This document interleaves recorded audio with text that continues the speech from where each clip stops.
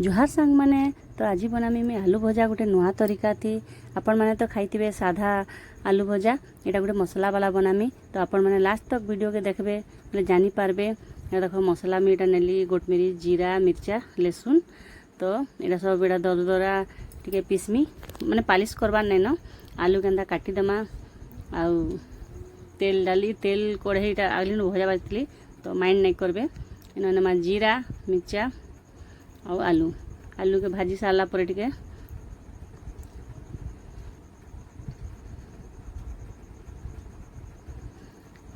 भाजी सारा पर पकामा पछे मसला के पकामी। या तार ऊपर सब मसला माने दमा देखु तुम धनिया पाउडर, यारे नमक निजर स्वाद हिसाब से नून देबे, हल्दी इन कलर मिर्चा टिके पकाली तो कलर दिसवा भल दिसवा बोलिकिना।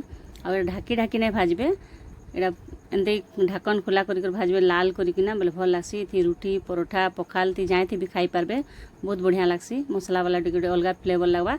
और आपण मैंने खाइबे और बताबे केनता लागला जे, और एंता भाजसन के कमेंट करबे।